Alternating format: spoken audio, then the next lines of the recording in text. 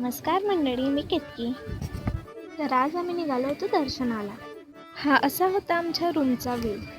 ही आमची मंडळी रूम खाली करून निघालो आता दर्शनाला. मग आम्ही पोहोचलो मंदिर परिसरात. तुम्ही कमान बघू शकता, इतकी सुंदर दिसत होती. तर मंदिराचं स्ट्रक्चर पण असणारच सुंदर. गरमागरम चहा घेऊन निघालो दर्शनासाठी. सर्वत्र फक्त नारळाची झाडे आणि हिरवागार परिसर होता. एकदा तरी तुम्ही कोकणात आलोच पाहिजे बरं. ते म्हणतात ना, कोकण म्हणजे स्वर्गच. खरोखर मी हा स्वर्ग अनुभवला. खूप सुंदर होता. तिथले बीच, तिथले मंदिरं, सर्वच खूप सुंदर. गणपती बाप्पासाठी फुलं घेतली आणि दर्शनाच्या रांगेत लागलो. आतमध्ये मोबाईल अलाउड नव्हता, म्हणून इथूनच तुम्ही दर्शन घेऊन घ्या.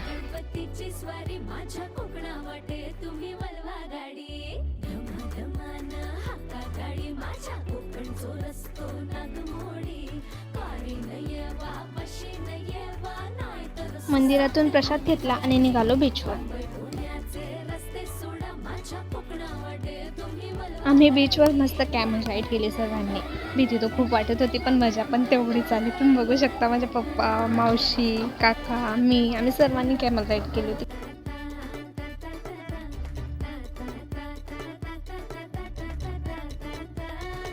करवंद, आंबे, कैऱ्या इथला नारळ खूप छान होता आणि फणसाची झाडे. वाव, किती.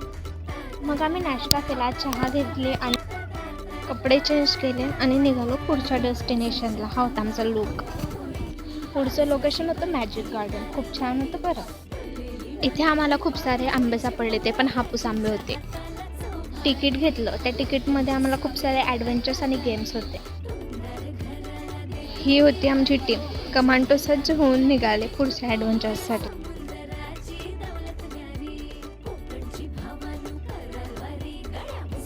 ह्या गार्डनमध्ये पण खूप सारे आंबे पडले होते, ते पण आम्ही खात निघालो. पैसे वसूल करायचे होते ना तिकीटचे, ते कसं काय सोडणार आम्ही. नंतरचा शो होता ॲडव्हेंचर शो. लहान मुलांसाठी खूप छान होता, पण आम्ही पण खूप एन्जॉय केला. त्यानंतर आम्ही गेलो घोस्ट इन कोकण हा शो बघायला. तिथे मोबाईल अलाउड नव्हता, म्हणून मी काही कॅप्चर नाही करू शकत. नंतर मॅजिक शो बघितला आणि गेलो दुसऱ्या डेस्टिनेशनला.